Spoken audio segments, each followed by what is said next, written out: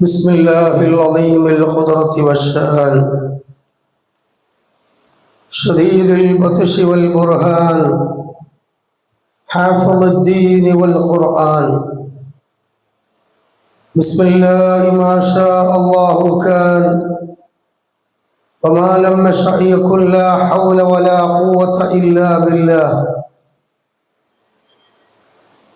أما بعد فإن أصدق الحديث كتاب الله وأصدق السنن سنن محمد صلى الله عليه وسلم وشر الأمور محدثاتها وكل محدثة بدعة وكل بدعة ضلالة. يا أيها الناس اتقوا ربكم الذي خلقكم من نفس واحدة وخلق منها زوجها وبث منهما رجالا كثيرا ونساء واتقوا الله الذي تساءلون به والأرحام إن الله كان عليكم رقيبا. يا أيها الذين آمنوا اتقوا الله وقولوا قولا سديدا يصلح لكم أعمالكم ويغفر لكم ذنوبكم ومن يطع الله ورسوله فقد فاز فوزا عظيما. أيها الناس أوصيكم عباد الله ونفسي أولا بتقوى الله. أعوذ بالله من الشيطان الرجيم. ومن أضل ممن يدعو من دون الله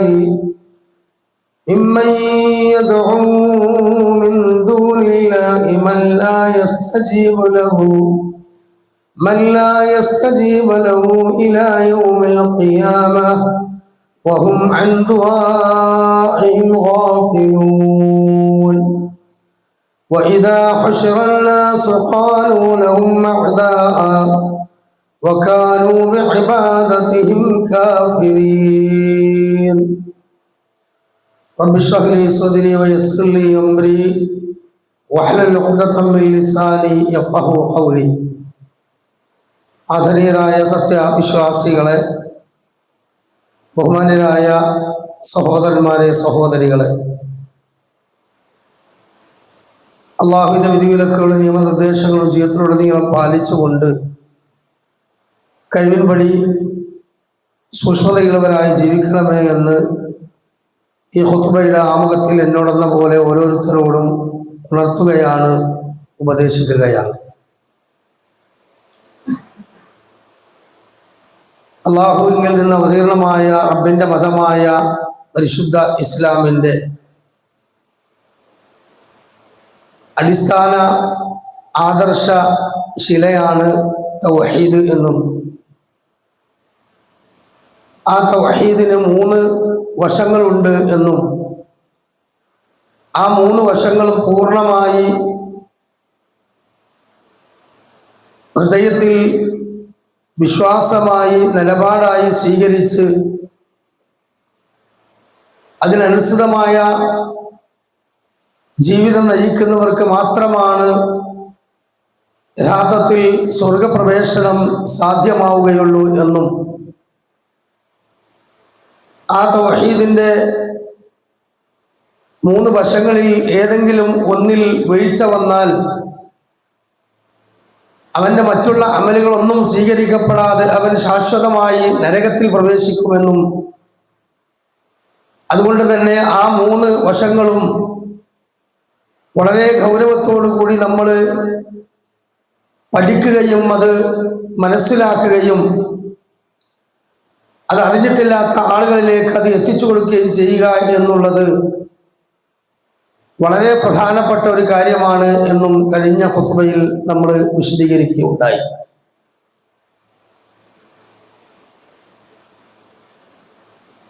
ഇന്ന് ഇൻഷാ അല്ലാഹ് ഒന്നാം ഖുത്ബയിൽ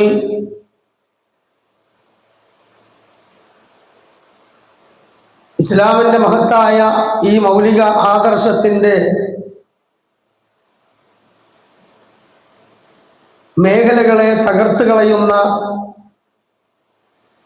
ഏറ്റവും അപകടകരമായ മാരകമായ ഷിർക്ക് എന്ന തിന്മയെ സംബന്ധിച്ചാണ്, പാപത്തെ സംബന്ധിച്ചാണ് ഇൻഷാ അല്ലാഹ് സൂചിപ്പിക്കുവാൻ ഉദ്ദേശിക്കുന്നത്. ഒന്നാമതായി നാം ആ വിഷയത്തിൽ മനസ്സിലാക്കേണ്ടത്, അല്ലാഹു റബ്ബ് സുബ്ഹാനഹു വ തആല 1.25 ലക്ഷത്തോളം പ്രവാചകന്മാരോട് സഗൗരവം ഉണർത്തിയ, താക്കീത് ചെയ്ത കാര്യമാണ് ശിർക്ക് ചെയ്താൽ പരലോകത്ത് പൂർണ്ണമായും നഷ്ടക്കാരനായി അവൻ നരകത്തിൽ പ്രവേശിക്കും എന്നുള്ളത്. 39-ാം അധ്യായം സൂറത്ത് സുമർ 65-66 ആയത്തിലൂടെ അല്ലാഹു റബ്ബ് സുബ്ഹാനഹു വ തആല വളരെ ഗൗരവത്തോടു കൂടി തന്നെ നബി സല്ലല്ലാഹു അലൈഹി വസല്ലമയോട് നൽകുന്ന താക്കീത്. ഈ ആയത്തിനെ വിശദീകരിച്ചുകൊണ്ട് മുഫസ്സിരീങ്ങൾ മുഴുവനും പറഞ്ഞു, ഇത് മുഹമ്മദ് മുസ്തഫ സല്ലല്ലാഹു അലൈഹി വസല്ലമയിലൂടെ ആ പ്രവാചകന്റെ ഉമ്മത്തിനുള്ള ശക്തമായ ഒരു താക്കീതാണ്. എന്താണ് അല്ലാഹു സുബ്ഹാനഹു വ തആല പറയുന്നത്? അഊദു ബില്ലാഹി മിനശ് ശൈത്വാനിർ റജീം വലഖദ് ഊഹിയ ഇലൈക വഇലൽ ലദീന മിൻ ഖബ്ലിക ലഇൻ അശ്റക്ത ലയഹ്ബതന്ന അമലുക وَلَتَكُونَنَّ مِنَ الْخَاسِرِينَ بَلِ اللَّهُ فَاعْبُدُوهُ وَكُن مِّنَ الشَّاكِرِينَ. അല്ലാഹു സുബ്ഹാനഹു വ തആല പറയുന്നു, വലഖദ് ഊഹിയ ഇലൈക, ഓ മുഹമ്മദ് നബിയെ, താങ്കളിലേക്ക് നാം ഇതാ വഹി നൽകിയിരിക്കുകയാണ്. വഇലൽ ലദീന മിൻ ഖബ്ലിക, താങ്കൾക്ക് മുമ്പ് കഴിഞ്ഞുപോയ മുഴുവൻ പ്രവാചകന്മാർക്കും നൽകിയ അതേ താക്കീത് തന്നെയാണ്. എന്താണത്? ലഇൻ അശ്റക്ത, താങ്കളെങ്ങാനും ശിർക്ക് ചെയ്താൽ മുഹമ്മദ് നബി സല്ലല്ലാഹു അലൈഹി വസല്ലം ശിർക്ക് ചെയ്യുമോ? ഇല്ല. മുഹമ്മദ് മുസ്തഫ സല്ലല്ലാഹു അലൈഹി വസല്ലം ശിർക്കിനെ ഭയപ്പെടേണ്ടതുണ്ടോ? ഇല്ല.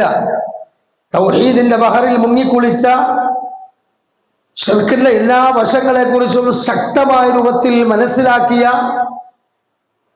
നുബുവത്തിന് മുമ്പ് പോലും ജീവിതത്തിന്റെ ഒരു ഘട്ടത്തിലും ശിർക്കിന്റെ ഒരു ലാഞ്ചന പോലും കടന്നു വരാത്ത ആ മുഹമ്മദ് മുസ്തഫ സല്ലല്ലാഹു അലൈഹി വസല്ലമയെ വിളിച്ചുകൊണ്ട് നമ്മളടങ്ങുന്ന സമുദായത്തിനോടാണ് അള്ളാഹുവിന്റെ താക്കീത്. എന്താണ്?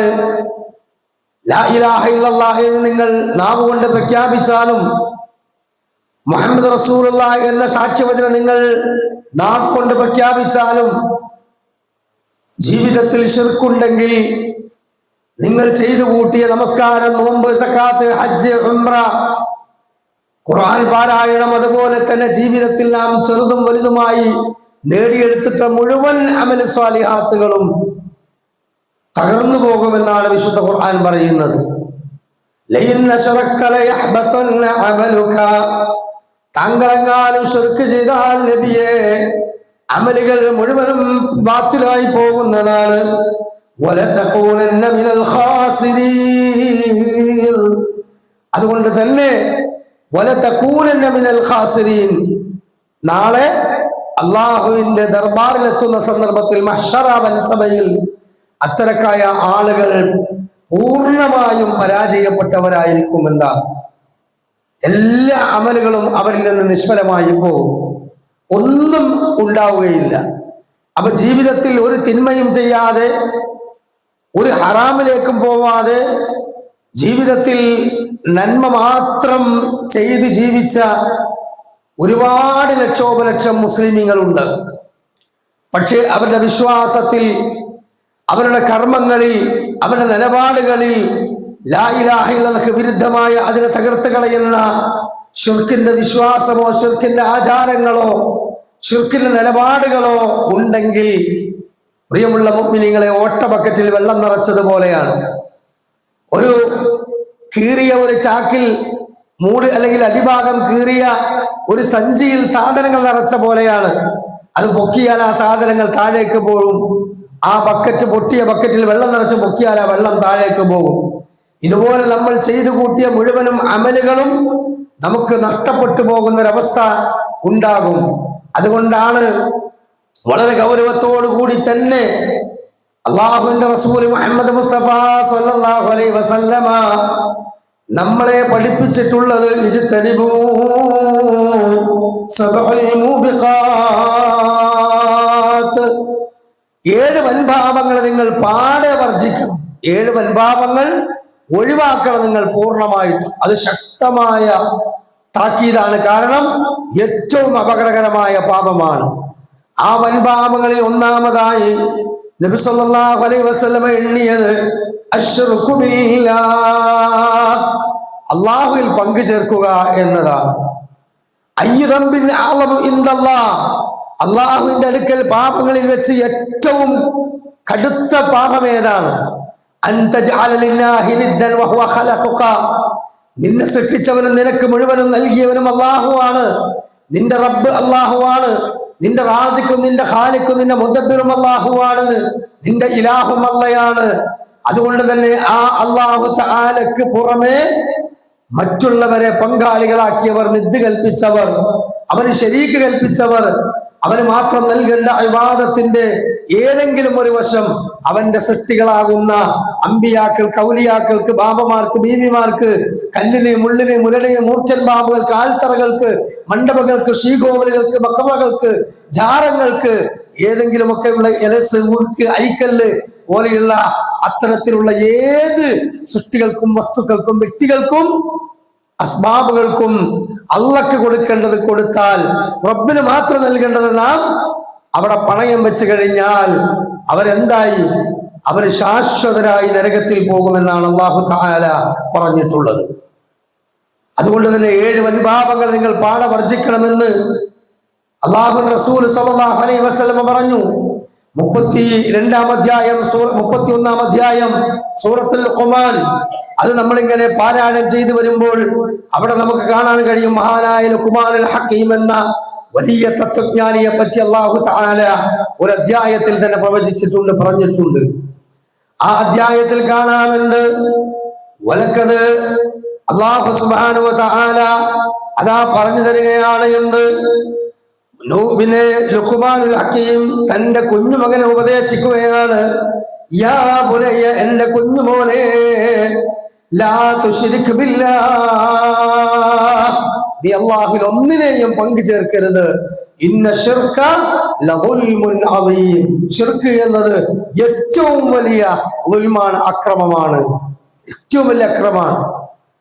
കാരണം എല്ലാം നൽകിയ അല്ലാഹു തആലക്ക് മാത്രമായി നൽകേണ്ടത് അള്ളാഹുവിന്റെ സൃഷ്ടികൾക്ക് കൊടുക്കുക എന്ന് പറഞ്ഞാൽ, റബ്ബിന്റെ പടപ്പിന് കൊടുക്കുക എന്ന് പറഞ്ഞാൽ അത് അല്ലാഹു തആലക്ക് ഒരിക്കലും പൊറുക്കാൻ സാധ്യമല്ല.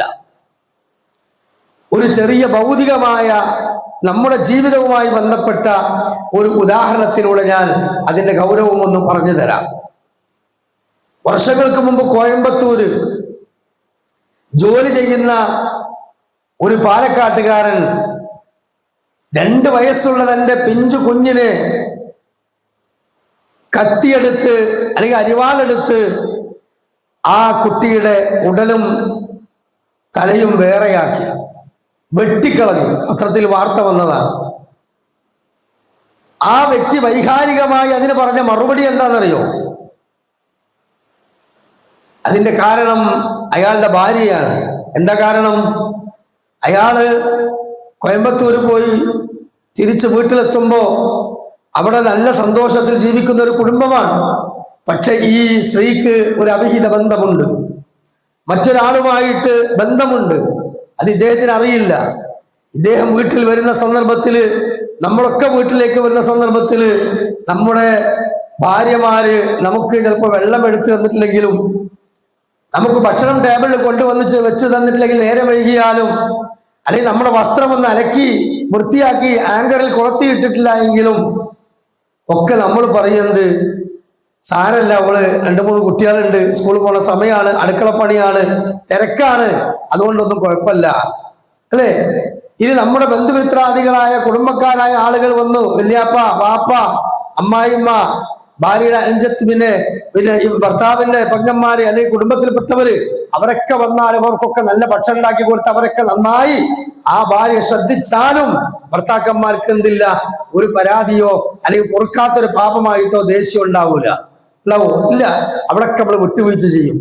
എല്ലാ പ്രിയമുള്ള മുഅ്മിനീങ്ങളെ, നാം വീട്ടിലേക്ക് ക്ഷീണിതനായി കടന്നു വരുമ്പോ ആ വീടിന് മുമ്പിൽ നമുക്ക് പരിചയമില്ലാത്ത മറ്റൊരു പുരുഷന്റെ ചെരുപ്പ് അത് കാണുകയാണ്.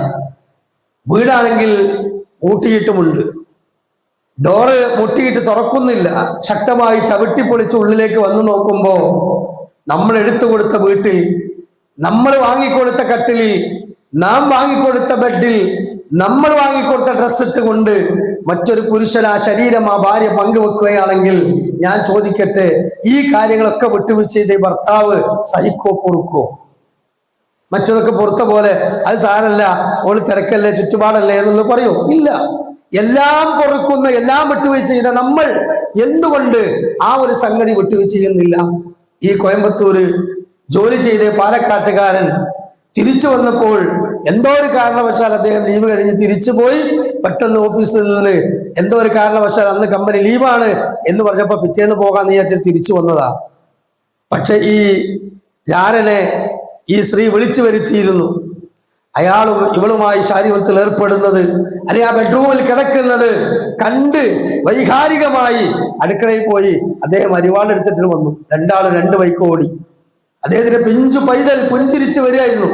ആ റോസാപ്പൂവിനെ ഒരൊറ്റ വെട്ടോടുകൂടി നെട്ടറ്റുപോയി സഹോദരങ്ങളെ. അയാൾ പറഞ്ഞെന്നറിയോ, ആ കുട്ടിയെ കൊല്ലാൻ അയാളെ പ്രേരിപ്പിച്ച വൈകാരികമായ ഒരു ഘടകം എന്താണ്? എന്റെ ഭാര്യ എനിക്ക് മാത്രമായി നൽകേണ്ടത് മറ്റൊരാൾക്ക് പങ്കുവെച്ചാൽ എനിക്കത് പൊറുക്കാൻ പറ്റൂല എന്നാണ്.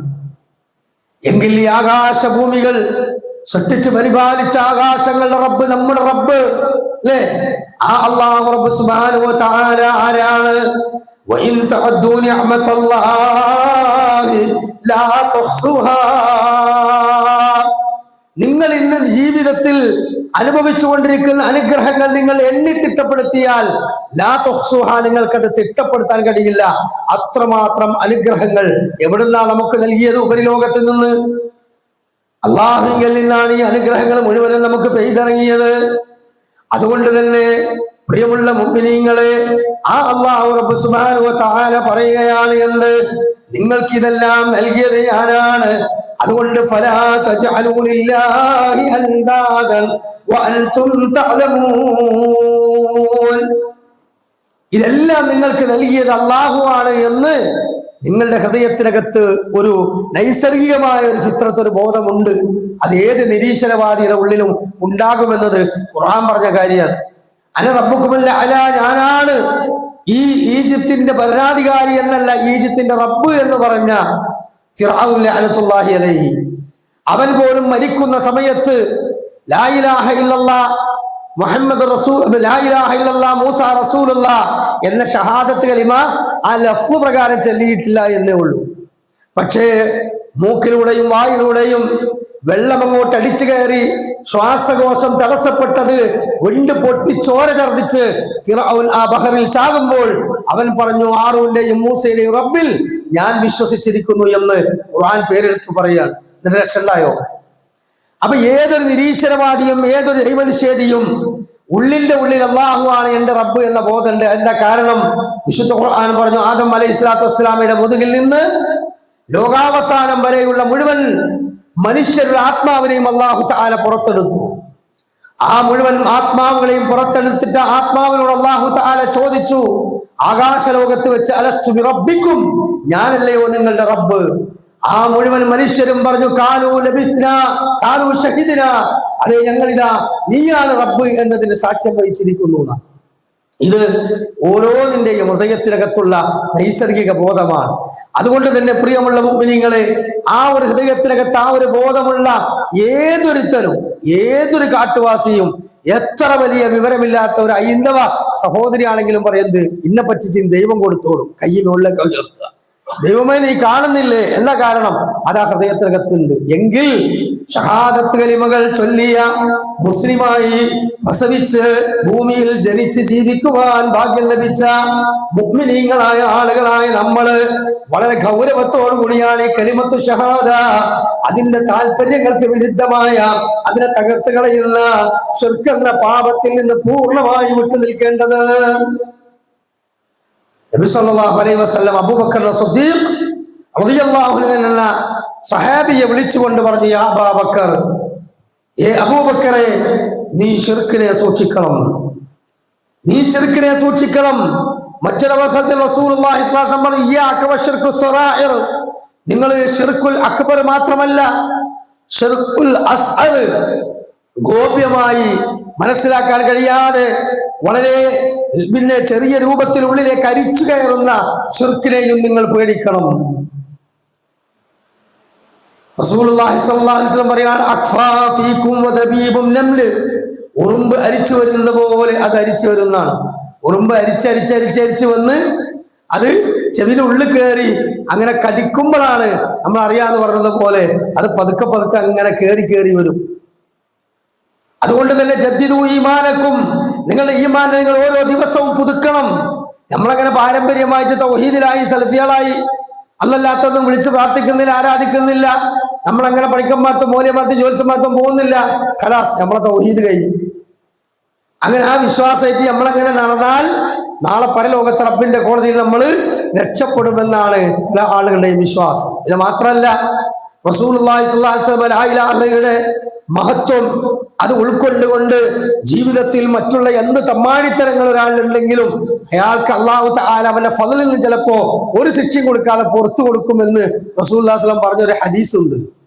ആ ഹദീസ് പല ആളുകളും മനസ്സിൽ ആശ്വാസമായി കണക്ക് കൂട്ടിയിട്ട് എന്ത് ചെയ്തിട്ടുണ്ട്, പല ഹറാം പറപ്പും ചെയ്യുന്നുണ്ട്. തൗഹീദുള്ളതുകൊണ്ട് എനിക്ക് എന്തായാലും പലിശക്ക് വാങ്ങാൻ കൊടുക്ക, വണ്ടി ലോണായിട്ട് എടുക്ക, സ്ത്രീധനം കൊടുത്തിന്റെ മോളെ കെട്ടിക്ക, അത്യാവശ്യം ദൂർത്തും നിർവീനൊക്കെ ചെയ്യുക, കുഴപ്പമില്ലാത്ത കോലത്തിലൊക്കെ എനിക്ക് ജീവിക്കാണ്ട, ശിർക്കില്ലല്ലോ എന്നാ. എന്താ കാരണം?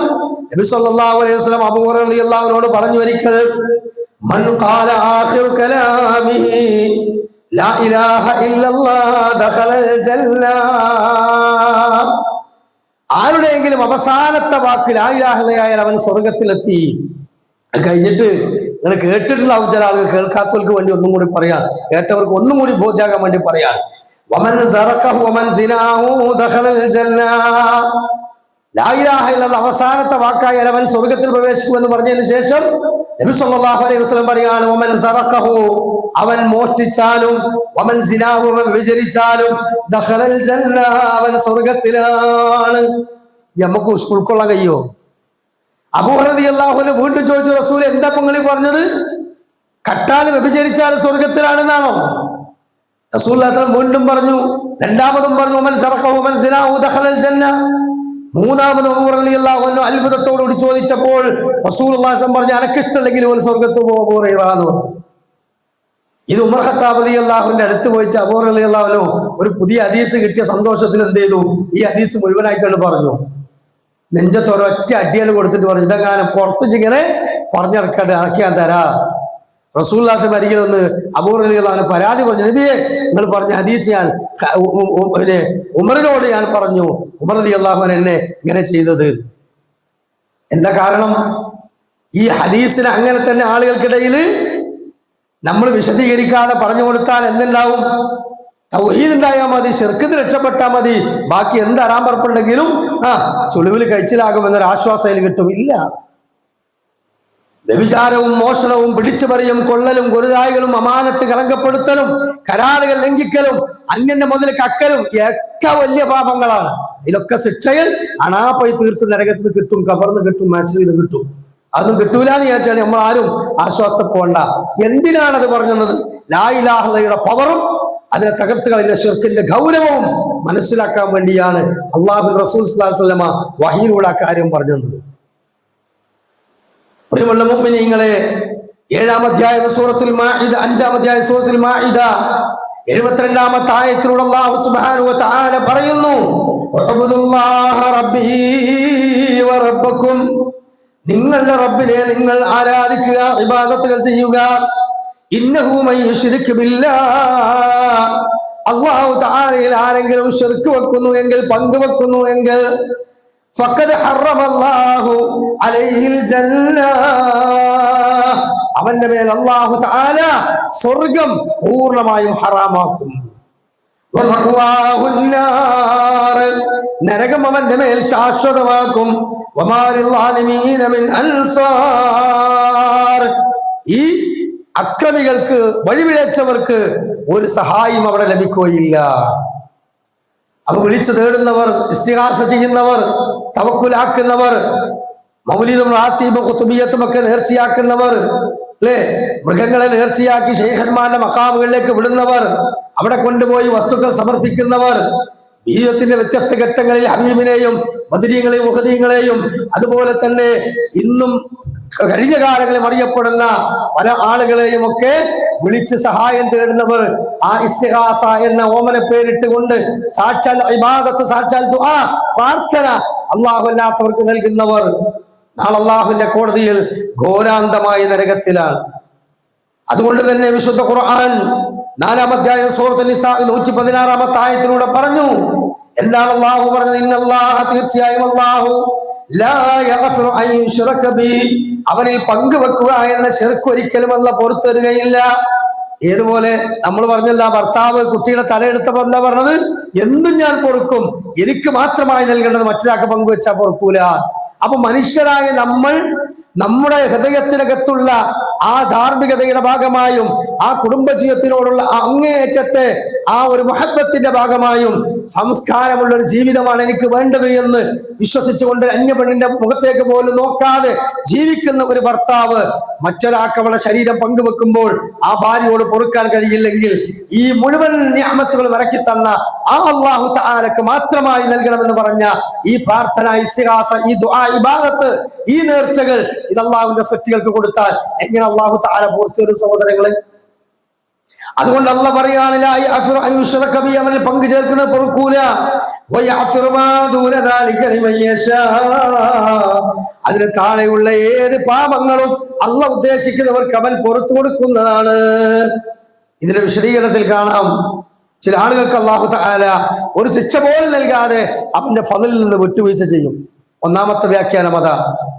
എന്നാൽ ഇനി നരകത്തിൽ അവൻ പ്രവേശിച്ചാലും ശിർക്ക് ജീവിതത്തിൽ ഇല്ലാതെയാണ് നരകത്തിൽ പോയത് എന്നതുകൊണ്ട് ആ തിന്മയുടെ ശിക്ഷാ കാലാവധി കഴിഞ്ഞാൽ അവരെ അല്ലാഹു തആല സ്വർഗത്തിലേക്ക് പ്രവേശിപ്പിക്കും എന്നും കാണാം. അപ്പോൾ ചില ആൾക്കാരുടെ മനസ്സിൽ ഒരു ആശ്വാസം, 4-10 കൊല്ലം കടന്നാലും അൽഹംദുലില്ലാഹ്, അങ്ങനെ 11-ാമത്തെ കൊല്ലം കയറാമല്ലോ, ഒരാഴ്ച കടന്നാലും അല്ലെങ്കിൽ ഒരു 10 കൊല്ലം കടന്നാലും അങ്ങനെ ആശ്വസിക്കാൻ പറ്റിയ കേന്ദ്രമല്ല നരകം. നാറു ജഹന്നമ അശദ്ദു ഹർറാ, അതിന്റെ ചൂട് കഠിനമാണ്, അതിന്റെ തീനാളം കഠിനമാണ്, അതിന്റെ ശിക്ഷ താങ്ങാൻ കഴിയാത്തതാണ്. നരകത്തിൽ ഏറ്റവും ചെറിയ ശിക്ഷ കൊടുക്കുന്നത് എന്റെ അമ്മിനാണ്, എന്റെ പിതൃവ്യനാണ് എന്ന് പറഞ്ഞു. അതാരാ? അബൂ ത്വാലിബിനുള്ള ശിക്ഷയാണ്, അല്ലേ? അബൂ ത്വാലിബിന്റെ ശിക്ഷ എന്താണ് നരകത്തില്? ഒരു ജോഡി ചെരുപ്പാണ് അത്രേ. എന്താ ചെരുപ്പ്? തീയിന്റെ കനൽ കൊണ്ടുള്ള ഒരു ജോഡി ചെരുപ്പ്. അതുമ്മ കയറി നിൽക്കും, വേറെ ഒരു ഭാഗത്തും ചൂടോ ഒന്നും ഉണ്ടാവില്ല. പക്ഷേ ഇതിനെപ്പറ്റി തന്നെ റസൂലുള്ളാഹി സ്വല്ലല്ലാഹു അലൈഹി വസല്ലം പറയുന്നത്, ചൂടുള്ള ചട്ടിയിലേക്ക് എണ്ണ ഒഴിച്ചാൽ ആ എണ്ണ അതിൽ നിന്ന് തിളച്ച് മറിയുന്നത് പോലെ ഈ തലച്ചോറ് പതച്ച് തിളക്കുന്ന ഈ ചെറിയ ശിക്ഷ തന്നെ. ഇത് അനുഭവിക്കുന്ന ഒരു വ്യക്തി പറയും, അല്ലാ, നീ എന്നെ ഏറ്റവും ലളിതമായ ശിക്ഷ നൽകാമെന്നാണല്ലോ പറഞ്ഞത്, ഇത് എന്തിനാണ് റബ്ബേ നീ എന്നെ ഏറ്റവും കൂടുതൽ ശിക്ഷിക്കുന്നത്? അപ്പൊ ഏറ്റവും ചെറിയ ശിക്ഷ കിട്ടുന്നവൻ പോലും നരകത്തിൽ വെച്ച് പറയുന്നത് ഏറ്റവും കൂടുതൽ എന്തിനാ എന്നെ ശിക്ഷിക്കുന്നതെന്നാ. അവൻ നിസാരമായി നരകത്തിന്റെ തീനാളത്തെ കാണാൻ പറ്റില്ല. അല്ലാഹുമ്മ അജിർനാ മിനൻ നാർ. അല്ലാഹു നമ്മെ എല്ലാവരെയും നരകത്തിന് പൂർണ്ണമായി രക്ഷപ്പെടുത്തുമാറാകട്ടെ. പ്രിയമുള്ള മുഅ്മിനീങ്ങളെ, അതുകൊണ്ട് തന്നെ ഒരിക്കലും ജീവിതത്തിൽ ശിർക്കിന്റെ ഒരു ലാഞ്ചന പോലും കടന്നു വരാൻ പാടില്ല. അതുകൊണ്ടാണ് അബൂബക്കർ സിദ്ദീഖ് റളിയല്ലാഹു അൻഹുവിനോട് റസൂലുള്ളാഹി സ്വല്ലല്ലാഹു അലൈഹി വസല്ലമ ഇതിന് ഗൗരവം പറഞ്ഞപ്പോൾ അവിടുന്ന് റസൂലുള്ളാഹി സ്വല്ലല്ലാഹു അലൈഹി വസല്ലമയോട് സിദ്ദീഖ് തങ്ങൾ ചോദിക്കുകയാണ്, നബിയേ, ഞാൻ ഇങ്ങനെ അറിഞ്ഞോ അറിയാതെയോ ശിർക്ക് വല്ലതും വന്നുപോയാൽ ഞങ്ങൾ എന്താ ചെയ്യുക?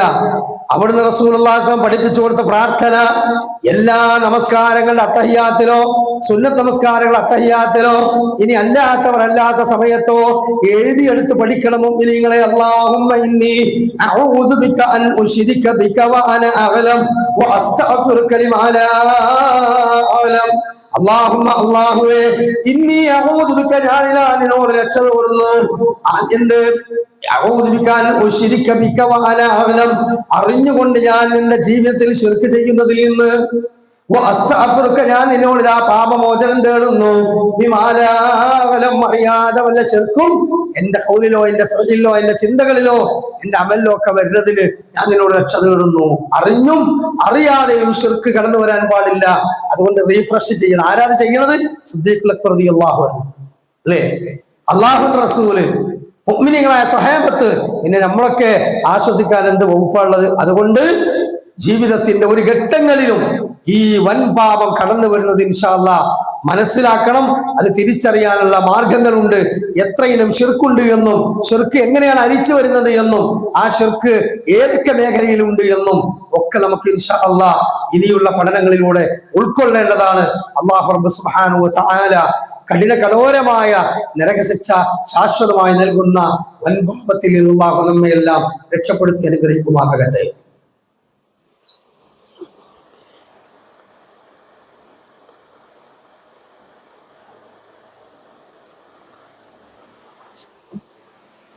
അൽഹംദുലില്ലാഹ് ഹംദൻ കസീറൻ തയ്യിബൻ മുബാറകൻ ഫീ. ഇത്തഖുല്ലാഹ ഇബാദല്ലാഹ്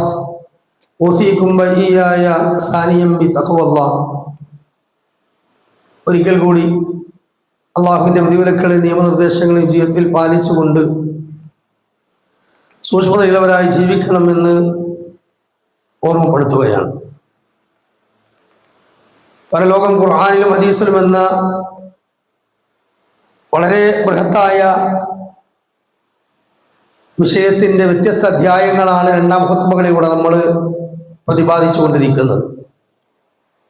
സത്യവിശ്വാസിക്ക് ഖബറിൽ ആനന്ദദായകമായ മുഹൂർത്തങ്ങളാണെന്നും രാവിലെയും വൈകുന്നേരവും അവൻ ഖബറിൽ സ്വർഗം കണ്ടുകൊണ്ട് കിടക്കുമെന്നും ആ ആനന്ദം ആസ്വദിക്കുന്ന വിശ്വാസി അള്ളാഹുവിനോട് അജ്ജുൽ ഖിയാമ സാഅ, എത്രയും പെട്ടെന്ന് ലോകാവസാനം കൊണ്ടുവാ എന്ന് ധൃതി പിടിക്കുമെന്നും, മോശപ്പെട്ടൊരു മനുഷ്യനാണെങ്കിൽ അവൻ രാവിലെയും വൈകുന്നേരവും ഖബറിൽ നരകം കാണുമെന്നും ആ ഖബറിന്റെ ഭീകരമായ ശിക്ഷകളിൽ അകപ്പെട്ടുകൊണ്ട് അവൻ അള്ളാഹുവിനോട് ലാ തുഖീമ സാഅ, അള്ളാഹ് ലോകാവസാനം കൊണ്ടുവരല്ലേ എന്ന് അവൻ അള്ളാഹുവിനോട് കരയുമെന്നും ഹദീസിൽ വന്ന് നമ്മൾ കേൾപ്പിച്ചു. പ്രിയമുള്ള മുഅ്മിനീങ്ങളെ, ഖബർ അത് വിശ്വാസിയെ സംബന്ധിച്ചിടത്തോളം നമ്മുടെ ഒന്നാമത്തെ ഭവനമാണ്. പരലോക യാത്രക്ക് വേണ്ടിയുള്ള ആ മണ്ണറക്കാട്, ആ മണ്ണറക്കൂട്, അത് നമ്മൾ ഹൃദയത്തിൽ എന്നും ആലോചിക്കേണ്ടതാണ്. മഹാനായ ദിന്നൂറൈൻ ഉസ്മാൻ ഇബ്നു അഫ്ഫാൻ റളിയല്ലാഹു അൻഹു, അദ്ദേഹത്തെ സംബന്ധിച്ചിടത്തോളം സ്വഹാബികൾ പറയാറുണ്ട്, അദ്ദേഹം ഖബർ കാണുമ്പോൾ അദ്ദേഹത്തിന്റെ പൊക്കിൾ കൊടി വരെ നീണ്ടു നിൽക്കുന്ന സമൃദ്ധമായ താടിയിലൂടെ കണ്ണുനീരുകൾ ഇങ്ങനെ ഉച്ചി താഴേക്ക് പോകുന്ന നിങ്ങൾ കാണാറുണ്ട് എന്നാണ്, ചുണ്ടുകൾ ഇടറാറുണ്ട് എന്നാണ്. അദ്ദേഹത്തോട് സഹാബികൾ ചോദിച്ചു, എന്താ ചോദിച്ചത്? വഖാല, അദ്ദേഹത്തോട് ചോദിക്കുകയാണ്, യാ ഉസ്മാൻ, എന്താണ് താങ്കള് ഇദാ വഖഫ അലാ ഖബരി ബഖാ ഹത്താ യബ്ലു ഹിയതി, ഖബർ കാണുമ്പോൾ താങ്കൾ എന്താണ് ഇങ്ങനെ കരയുന്നത്? നരകത്തെക്കുറിച്ച് സ്വർഗത്തെക്കുറിച്ച് കേൾക്കുമ്പോൾ ഇല്ലാത്ത കണ്ണീര് ഖബറിനെ കുറിച്ച് കേൾക്കുമ്പോൾ നിങ്ങൾക്കുണ്ടല്ലോ. അവിടുന്ന് പറഞ്ഞു, ഫഖാല, നബി സല്ലല്ലാഹു അലൈഹി വസല്ലം എന്നോട് പറഞ്ഞിട്ടുണ്ട്. എന്താ പറഞ്ഞു? ഇന്നൽ ഖബർ അവ്വല മൻസിലും മിൻ മനാസിലിൽ ആഖിറ ഫഇൻ നജഅ മിൻഹു ഫമാ ബഅദഹു ഐസറു മിൻഹു വഇൻ ലം യൻജു മിൻഹു ഫമാ ബഅദഹു അശദ്ദു മിൻഹു. ഖബർ പരലോകത്തേക്കുള്ള ഒന്നാമത്തെ ഭവനമാണ്. നമ്മുടെ ആദ്യത്തെ വീട് ഖബറ. ഇതല്ല വീട്. ഈ വീട് നമ്മള്, പ്രിയമുള്ള മുഅ്മിനീങ്ങളെ, ഇവിടെ നിന്ന് നമ്മുടെ താട കെട്ടി മൂക്കിൽ മഞ്ഞും വെച്ച് നമ്മളങ്ങനെ സന്ദർശകര് ആ കുളിപ്പിക്കാൻ എടുത്ത് വെക്കുന്നവരെ നമ്മൾ ഇവിടെ കിടക്കും. അത് കഴിഞ്ഞ് എല്ലാം കഴിഞ്ഞ് ആ കട്ടിലിൽ 6 കാലുള്ള വാഹനമാകുന്ന നമ്മുടെ കട്ടിൽ കയറി നമ്മുടെ വീടിന്റെ അമ്മനപ്പടിയിൽ ഇറങ്ങിക്കഴിഞ്ഞാൽ അതിന്റെ അവകാശികൾ പിന്നെ നമ്മുടെ അഹലുകാരാണ്. പിന്നെ ആ ദുനിയാവിലെ വീടും പറമ്പും ബിസിനസ്സും കച്ചവടം വാങ്ങാനും ഇട്ടെടുത്ത വസ്ത്രം പോലും നമുക്ക് ഉപകാരമില്ല, അല്ലേ? നമ്മുടെ ഒരു ആഹാരം പിന്നെ നമുക്ക് അവിടെ ദുനിയാവിൽ അത് മറ്റുള്ളവർ ഉപയോഗിച്ചു പോകും, അല്ലെങ്കിൽ ജീർണിച്ചു പോകും, അല്ലെങ്കിൽ കത്തിച്ചു കളയും. എന്നാൽ പോകുന്ന നമുക്ക് നമ്മുടെ കൂടെ പ്രിയമുള്ള മുനിങ്ങളെ, നമ്മുടെ വിശ്വാസം, നമ്മുടെ സൽക്രമങ്ങളും മാത്രമേ നമുക്ക് ഖബറിൽ ഉണ്ടാവുകയുള്ളൂ. അതുകൊണ്ട് തന്നെ അവിടെ ഒരാള് ഖബറിൽ കുളിസതയില്ലാതെ, ഒരാള് ഖബറിൽ വിഷമമില്ലാതെ ഒരാൾ രക്ഷപ്പെട്ടു കഴിഞ്ഞാൽ അയാളുടെ പരലോകം മഹ്ശറ വളരെ റാഹത്താണ് എന്ന് റസൂലുള്ളാഹി പറഞ്ഞിട്ടുണ്ട്. എന്നാൽ ആ ഖബർ അയാൾക്ക് ശിക്ഷയുടെ കേന്ദ്രമായി മാറിയാലോ അയാളുടെ മഹ്ശറയും അവിടെ അങ്ങോട്ടുള്ള പിന്നീടുള്ള വിചാരണയും നരകപ്രവേശനവും എല്ലാം വളരെ വലിയ അപകടകരമായിരിക്കുമെന്ന് മുഹമ്മദ് മുസ്തഫ സല്ലല്ലാഹു അലൈഹി വസല്ലം പറഞ്ഞിട്ടുണ്ട്. അതുകൊണ്ടാണ് ഖബർ കാണുമ്പോൾ ഞാൻ ഇങ്ങനെ കരയുന്നത്.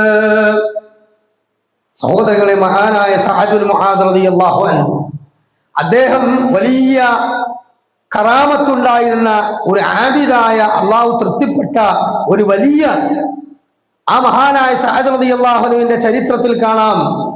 മഹാനായ സഅദ് ബിൻ മുആദ് റളിയല്ലാഹു അൻഹു മരണപ്പെട്ടപ്പോൾ തഹറഖുൽ അർശ്, അള്ളാഹുവിന്റെ അർശ് ഒന്ന് കുലുങ്ങി. വഫുതിയത് ലഹു അബ്വാബസ് സമാ, ആകാശത്തിന്റെ 7 കവാടങ്ങളും തുറന്നു. അദ്ദേഹത്തിന്റെ മയ്യത്ത് സന്ദർശിക്കാനും ജനാസയെ പിന്തുടരാനും മയ്യത്ത് നമസ്കരിക്കുവാനും 70,000 മലക്കുകൾ സന്നിഹിതരായി. സുബ്ഹാനക യാ അലീം. സബഖ റസൂലുള്ളാഹി. ഇതൊന്നും കളവല്ല, ഇതൊന്നും ഏതെങ്കിലും മായാവി കഥകളല്ല, വഹീന്റെ അടിസ്ഥാനത്തിൽ പറയുന്ന കാര്യമാണ്. അപ്പൊ അള്ളാന്റെ അർശ് ഒന്ന് കുലുങ്ങി, 7 കവാടം തുറന്ന് 70,000 മലക്കുകൾ ആ ജനാസയെ പിന്തുടർന്നു, ആ കർമ്മത്തിന് സാക്ഷികളായി എന്ന് പറയുമ്പോൾ എത്ര സ്ഥാനമുള്ള വ്യക്തിയാണ് മഹാനായ സഅദ് ബിൻ മുആദ് റളിയല്ലാഹു അൻഹു. പക്ഷെ അദ്ദേഹത്തെ പറ്റി നബി സല്ലല്ലാഹു അലൈഹി വസല്ലം പറയുകയാണ് എന്ത്? ആ രൂപത്തിലൊക്കെ വലിയ പ്രത്യേകതയുള്ള ആ സഅദ് തങ്ങളെയോ ഖബറിലേക്ക് വെച്ചപ്പോൾ ലഖദ് വമ്മതൻ സുമ്മ ഫറജ അൻഹു, ലഖദ് വമ്മതൻ സുമ്മ ഫറജ അൻഹു. ആ ഖബറിലേക്ക് വെച്ചപ്പോൾ സഅദിന്റെ വാരിയല്ലുകൾ പോലും ഖബറ് ഒന്ന് കൂട്ടിപ്പിടിച്ചു. സുമ്മ ഫറജ അൻഹു, പിന്നെ വിട്ടുകളഞ്ഞു. നബി സല്ലല്ലാഹു അലൈഹി വസല്ലം മിമ്പറിൽ വെച്ചുകൊണ്ട് സഹാബികൾക്ക് കൈകൾ ഇങ്ങനെ കോർത്തിട്ട് കാണിച്ചതാ. ഈ കൈവിരലുകൾ ഈ കൈവിരലിലേക്ക് ചേർത്ത് ഇങ്ങനെ കാണിച്ചിട്ട് പറയും, ഇതുപോലെ ഖബർ ഇടുക്കി കളയും. എന്നിട്ട് നബി സല്ലല്ലാഹു അലൈഹി വസല്ലം ഒരു പ്രസ്താവന ഇറക്കി. എന്താ പ്രസ്താവന? ലൗ നജാ മിൻ ലമ്മത്തൽ ഖബരി, ഖബറിന്റെ പിടുത്തത്തിൽ നിന്ന് ആരെങ്കിലും രക്ഷപ്പെടുമായിരുന്നെങ്കിൽ ലനജാ Saad bin Muadh, Saad bin Muadh രക്ഷപ്പെടണമായിരുന്നു. കാരണം എന്താ? അത്രത്തോളം ശ്രേഷ്ഠതയുള്ള ഒരു യാത്രയാണ് അല്ലാഹുവിലേക്ക് നടത്തിയത്. ആ സഅദ് റളിയല്ലാഹു അൻഹു പോലും ഖബർ പിടിച്ചു വിട്ടെങ്കിൽ സഹോദരങ്ങളെ, ഇന്ന് ഭൂമിയിലേക്ക് ജീവനോടുകൂടി പ്രസവിച്ചു വിടുന്ന ഒരു കുട്ടികൾ മരിച്ചു വെക്കുക, ആ ചോര പൈതലിന് വരെ ഈ പിടുത്തമുണ്ടാകും എന്ന് ഉലമാക്കൾ പറഞ്ഞു.